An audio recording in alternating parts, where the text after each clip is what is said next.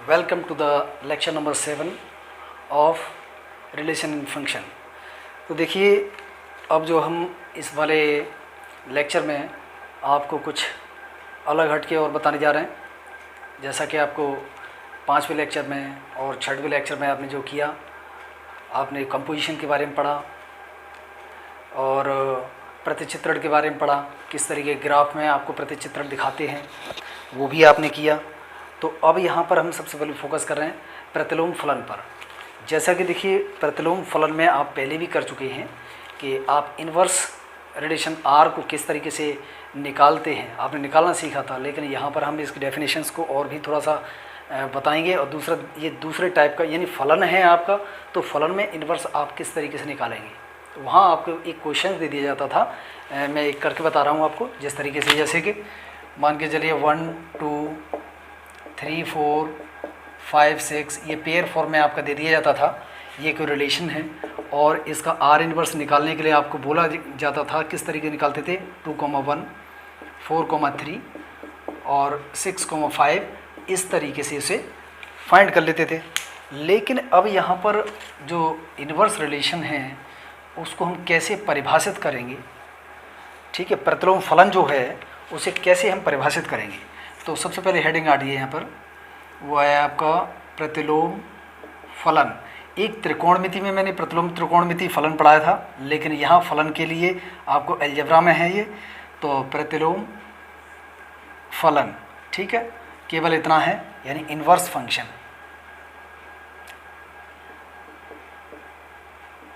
Inverse function, तो ये basically हम आपको बताने जा रहे हैं यहाँ पर। तो सबसे पहले इसकी परिभाषा देखते हैं कि समुच्चय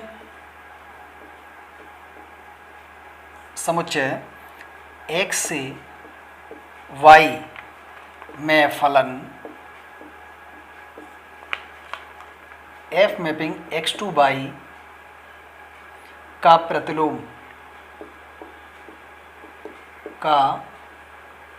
प्रतिलोम फलन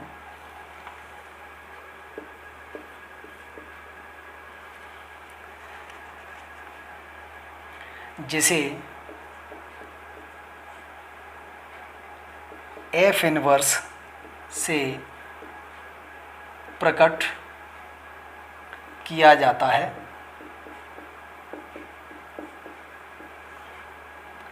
केवल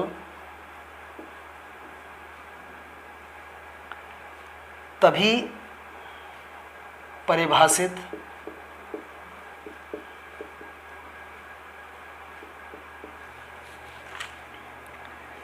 किया जा सकता है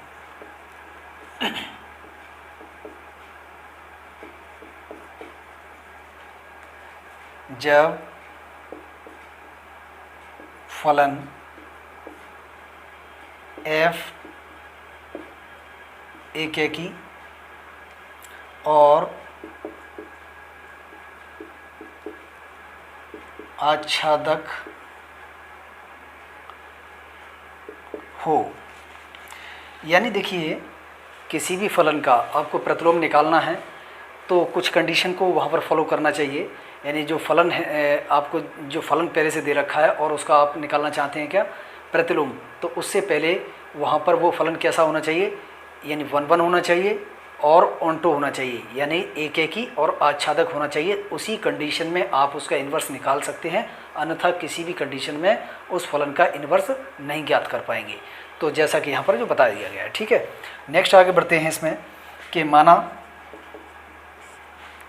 f mapping x to y एकेकी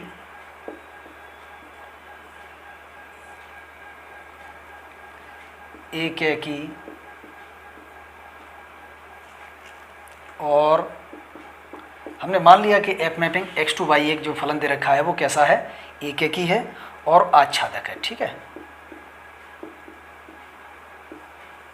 आच्छादक फलन है, जिसके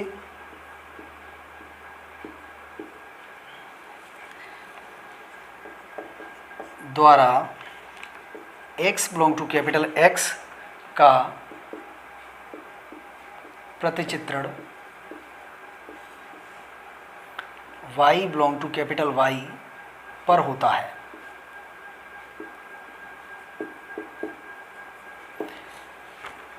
that is fx is equal to y। तो माना फलन f इनवर्स जो है, जिसको हम परिभाषित कर रहे हैं किस प्रकार से, देखिए f mapping x to y, जब f है ये और इसका इनवर्स होगा तो डेफिनेटली ये y यहाँ पर आ जाएगा, x यहाँ पहुँच जाएगा। तो f inverse y to x, जैसा हमने ये लिखा है उसी तरीके से इसको भी थोड़ा सा लिखेंगे के द्वारा, जिसके ये के द्वारा यहाँ पर y belong to capital Y का प्रतिचित्रण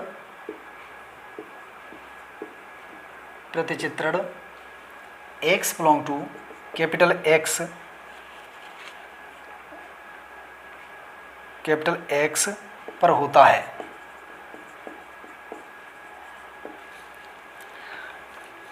that is f inverse y is equal to x। तब फलन f इनवर्स को प्रतिचित्रण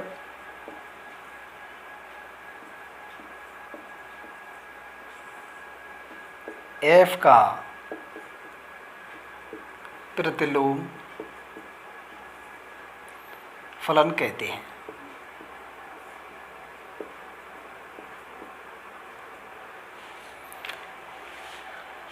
अतः fx is equal to y, तब f को हम इधर भेजें तो ये हो जाएगा f inverse y is equal to x, इसके बराबर, जबकि यहाँ पर x belong to capital X है, y belong to capital Y है।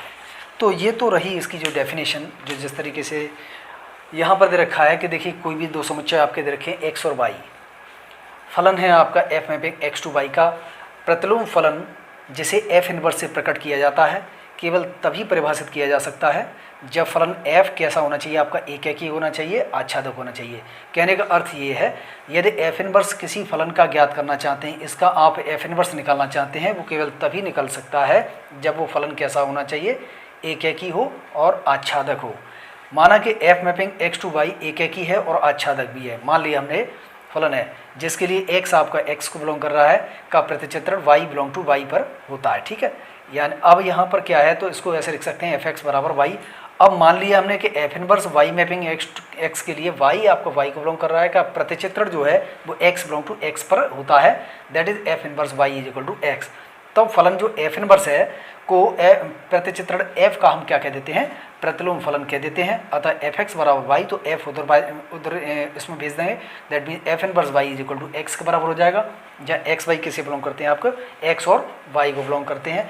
तो ये आपका जो क्या कहलाता है, प्रतिलोम फलन कहलाता है किसी भी फलन का, ठीक है। इस तरीके से हम अब यहाँ पर जो कंडीशन किस तरीके से लिखेंगे या फिर एक डायग्रामेटिक रिप्रेजेंटेशन किस प्रकार से इसका बता रहे हैं। तो देखिए यहाँ पर मान के चलिए आपके पास ये कोई फलन x है और ये कोई y है, यानी सेट दे रखे हैं। तो यहाँ पर ये x इसके एलिमेंट है, इसके y एलिमेंट है। तो हम एक काम करते हैं, इधर से इधर जो मैपिंग होगी वो आपकी जो मैपिंग है फलन है वो आपका f mapping x to y हो जाता है, ठीक है।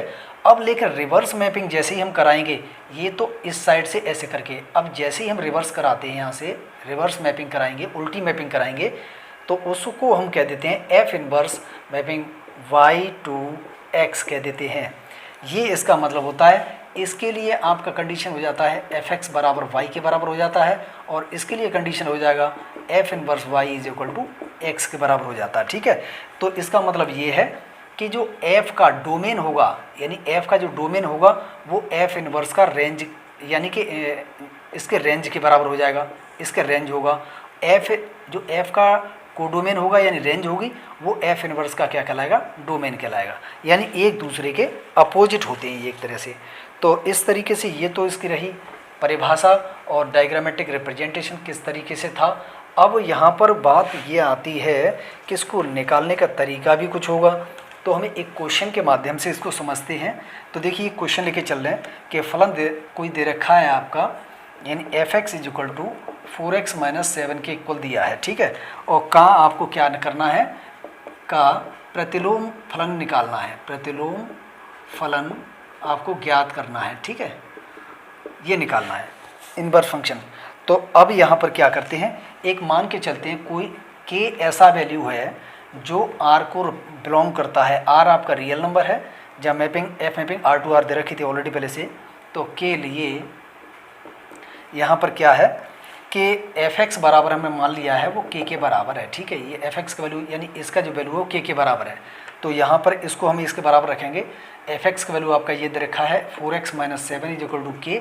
तो 4x का वैल्यू निकालेंगे वो k + 7 हो जाएगा, या x वैल्यू निकालेंगे वो आपका आ जाएगा k + 7 / 4 के इक्वल हो जाएगा।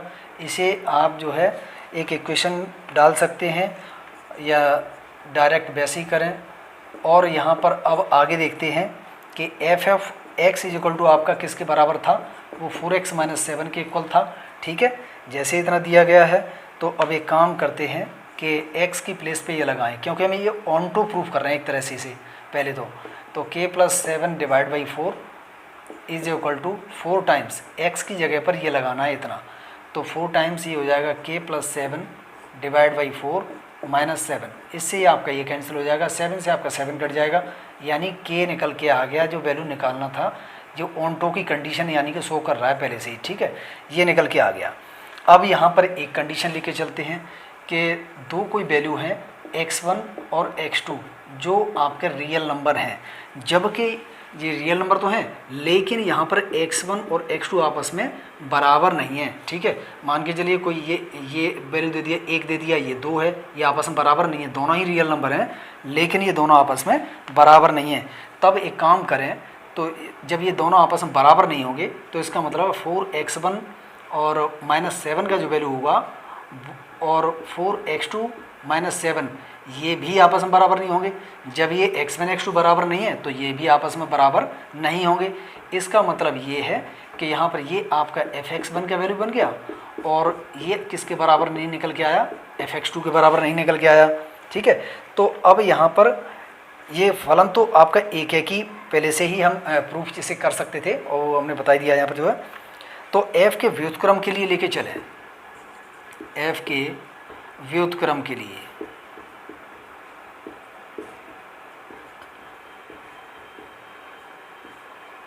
लिए लेके चलें तो का अस्तित्व तो वैसे ही हो जाएगा, क्योंकि जब एक ही निकल के आ जाता है, ऑन टू निकल के आ जाता है, तो f inverse mapping R to R, real से रियल में मैपिंग है। तो अब यहाँ पर क्या है, x1 मान लीजिए कोई क्या है, एक रियल नंबर है, ठीक है, ऐसा हमने मान लिया। तो अतः किसी वास्तविक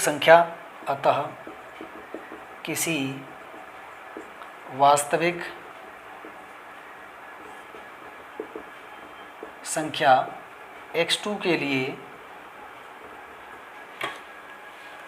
या x2 का अस्तित्व इस प्रकार से होगा।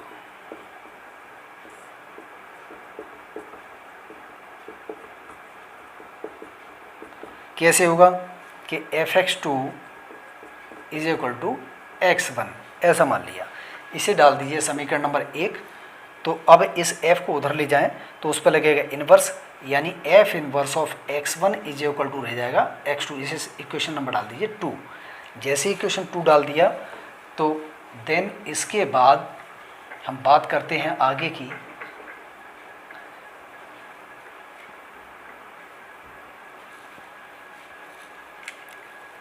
कि समीकरण 1 से लेके चलें, इस वाले इक्वेशन को लेके चलें समीकरण 1 से। वो क्या है कि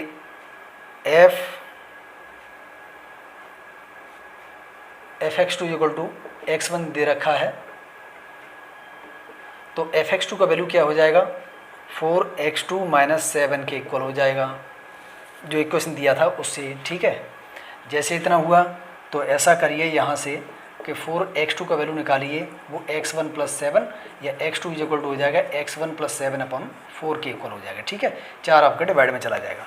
तो तब समीकरण 2 से लेके चलिए, समीकरण 2 से तो f inverse of x1 = x1 + 7/4, ये x2 के बराबर था। यहाँ पर जो है देखिए, ये आपका x2 का वैल्यू ये रहा, वो उठा के यहाँ लगा दिया इस जगह, तो ये हो जाएगा f inverse of x1 = x2 का वैल्यू ये लगा दिया यहाँ पर। ठीक है, तो जैसे ही इतना हुआ है तो यहाँ पर ये कंडीशन जो शो कर रहा है, तो इसका मतलब इसलिए कि किसी भी x के लिए, x बिलोंग टू r के लिए f inverse of x = x + 7/4 के इक्वल होगा। ये आपका क्या निकल के आ जाएगा, इसका इन्वर्स निकल के आ जाएगा। अब मैं इसके बेस पे आपको एक न्यूमेरिकल बता रहा हूँ, तो देखिए वो न्यूमेरिकल किस तरीके से दे रखा है और क्या उसमें फाइंड करने के लिए आएगा, तो ये भी हम आपको बता दे रहे हैं। तो देखिए न्यूमेरिकल आपको कुछ इस प्रकार से दे रखा है कि कोई फंक्शन दे रखा है f मैपिंग R/R। ठीक है, कोई आपको फलन दिया गया है f मैपिंग R/R, ये क्वेश्चन है, f मैपिंग R/R दे रखा है। और यहाँ पर आपको करना क्या है कि जहाँ पर कंडीशन दे रखी है कि f(x) का वैल्यू दे रखा है x² + 1 के बराबर दे रखा है, तो क्वेश्चन में आपको निकालना क्या है, f इनवर्स -5, f इनवर्स 26, इनके वैल्यू आपको फाइंड करनी है। ठीक है, तो इसका सॉल्यूशन लेके चले हम।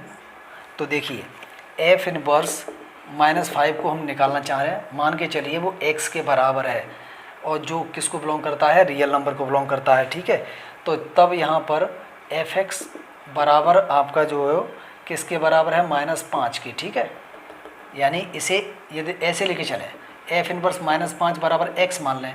ठीक है, तो एक काम करेंगे, इसे हम उधर भेजेंगे तो ये f(x) हो जाएगा बराबर, ये क्या रह जाएगा, -5 के बराबर, वही मैंने यहाँ पर लिखा हुआ है। इस f(x) का मान आपका दे रखा है ऑलरेडी, वो क्या है कि x belong to real number such that f(x) का वैल्यू है x² + 1 बराबर -5।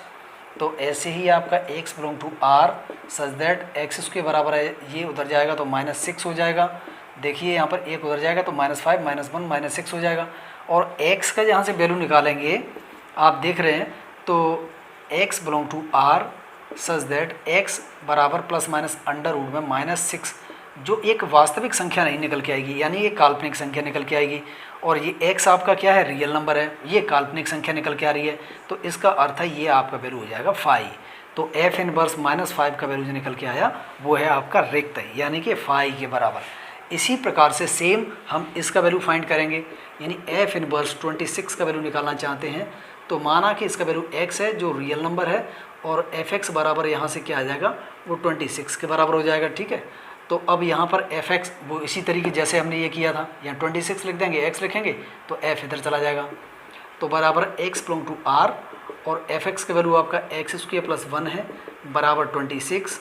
तो यहाँ पर x belong to r such that x² बराबर हो जाएगा, यहाँ से 25 बचेगा। देखिए एक उधर जाके माइनस हो जाएगा, तो यहाँ पर x belong to r such that x बराबर निकालेंगे तो ±25 का जो स्क्वायर रूट होता है वो 5 होता है, यानी कुल मिला के यहाँ देखा जाए तो हमारा जो सेट बना वो -5, का बन गया, जो वैल्यू निकल के आई है किसकी, f इनवर्स 26 की।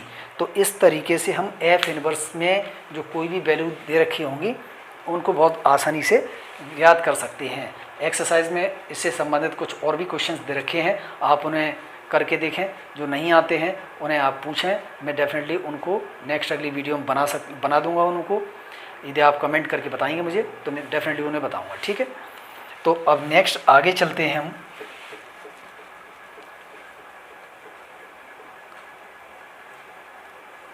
वो है आपका नेक्स्ट आगे का जो टॉपिक, तो फलनों का संयोजन है। ठीक है, यानी कंपोजिशन ऑफ फंक्शंस और मैपिंग्स। तो अब यहाँ कंपोजिशन किस तरीके से दिखाएंगे फलनों का संयोजन। तो देखिए फलनों का संयोजन क्या है, यानी कंपोजिशन ऑफ फंक्शंस। तो देखिए अब इनका किस तरीके से शो करेंगे। तो मान लीजिए माना F mapping A to B, कोई आपके पास एक फलन दे रखा है और दूसरा एक और फलन है, वो है जी मैपिंग बी टू सी। दो फलन है, ठीक है, दो फलन हैं। तो दो फंक्शन दे रखे हैं, अर्थात ए के प्रत्येक अवयव का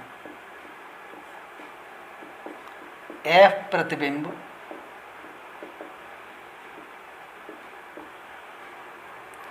बी में है तथा बी के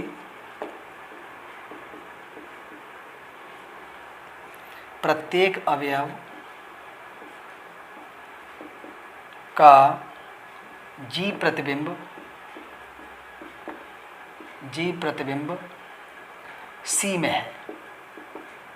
ये तो केवल इनको डिफाइन कर दिया गया है। आपके पास दो फंक्शन दे रखे हैं, F mapping A to B और G mapping B to C, दो कोई फंक्शन है। तो इसका अर्थ ये है इस वाले का कि ए के प्रत्येक अवयव का जो अवयव का एफ प्रतिबिंब क्या है वो बी में है।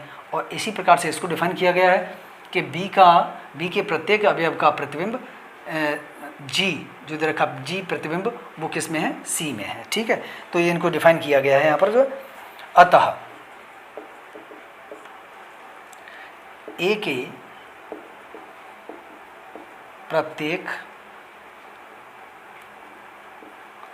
प्रत्येक अवयव के संगत सी में एक अवयव होगा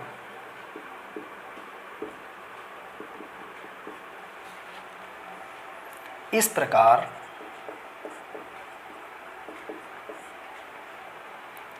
जी और एफ के संयोजन से ए तथा सी के मध्य एक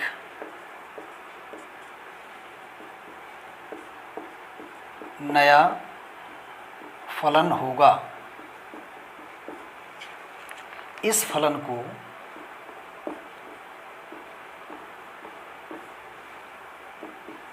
फलनों का संयोजन कहते हैं।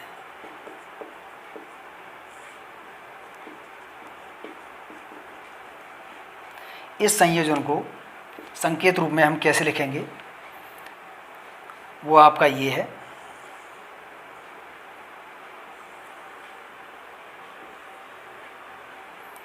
ये ए बी सी।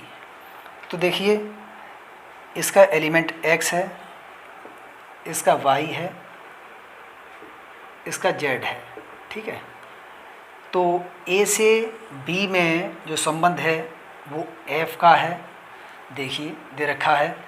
b से c में जो संबंध है वो g का है, ठीक है। अब यहाँ पर जो a से डायरेक्ट जो c में जो रिलेशन है वो जो संबंध कहलाएगा वो आपका संयोजन संबंध GOF, ऐसा मैं पीछे भी बता चुका हूँ हालांकि, कहलाएगा, ठीक है। और इसका जो अपोजिट कर देंगे, यदि इधर से कर देंगे तो FOG बन जाएगा, FOG बन जाएगा, ठीक है। इसे गॉफ और इसे फॉग शॉर्टली इस तरीके से पढ़ लेते हैं। तो इस प्रकार से यहाँ पर जो बताया कि देखिए आपके पास दो कोई फंक्शन दे रखे हैं, F mapping A to B और G mapping B to C, इनको डिफाइन किया गया यहाँ पर। अतः ए के प्रत्येक अवयव के संगत सी में, ए के प्रत्येक अवयव के संगत सी में, इस वाले में एक अवयव होगा। इस प्रकार होगा कि जी और एफ के संयोजन से, जी और एफ के इन दोनों के जो कॉम्बिनेशन से ए तथा सी के मध्य एक नया फलन होगा। इन दोनों के संयोजन से एक नया एक फंक्शन निकल के आएगा। उस फंक्शन को ही हम क्या कहेंगे, यहाँ पर कंपोजिशन कहेंगे, ठीक है, संयोजन कहेंगे इनका। तो अब यहाँ पर इनको जैसे कि एक कंडीशन है वो भी बता दे रहे हैं। संयोजन का अर्थ हम किस प्रकार से लिखेंगे वो भी थोड़ा सा बता देते हैं।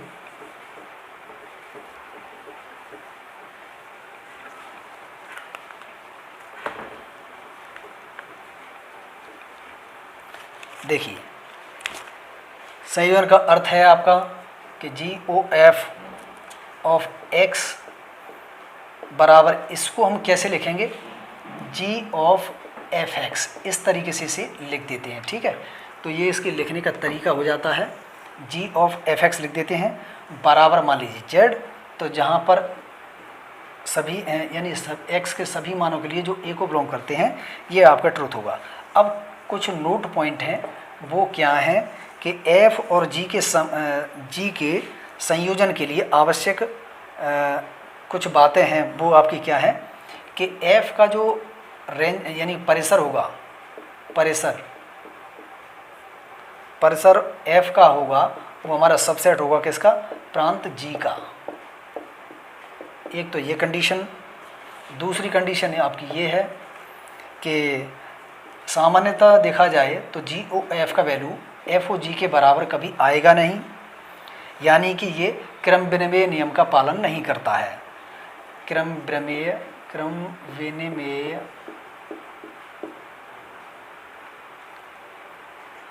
का पालन नहीं करता है। तीसरी कंडीशन यहाँ पर है, साहचर्य नियम का पालन करता है। साहचर्य नियम का पालन करता है। अब वो कैसे, वो देखिए इस प्रकार से, साहचर्य में आपके 3 फंक्शन हो जाएंगे। तो HOGOF ऑफ x का जो वैल्यू होगा वो ऑलवेज HOG ऑफ x के इक्वल होगा। इनको कैसे लिख सकते हैं कि शॉर्ट में इनको x वगैरह हटा दीजिए, तो HOGOF का जो वैल्यू है वो हमारे किसके इक्वल रहेगा, यानी HOGOF के इक्वल रहेगा। तो ये कंडीशन है इसकी, साहचर्य नियम को फॉलो करता है, ठीक है। अब कुछ न्यूमेरिकल्स भी हैं। अब वो न्यूमेरिकल्स किस प्रकार से हैं, वो इसके बेस पे आते हैं, कंपोजिशन निकालने के लिए पूछा जाता है, और बहुत ही आसान से प्रश्न है। लगभग ये असेंबली बोर्ड में 1-2 क्वेश्चन इसका आ जाता है, हो सकता है कभी लॉन्ग क्वेश्चन के 2 पार्ट में भी पूछ लिया जाता है। तो इसमें जो न्यूमेरिकल्स रहेंगे वो किस प्रकार से हैं वो मैं बता देता हूँ। जो गॉफ और फोके, तो वो आपके इस प्रकार से दे रखे हैं।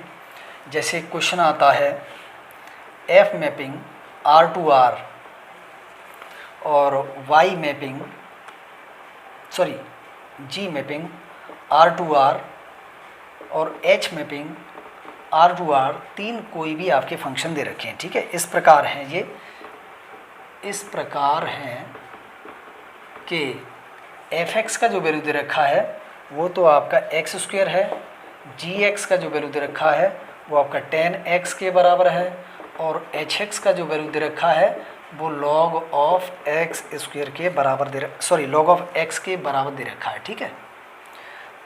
तो सिद्ध करो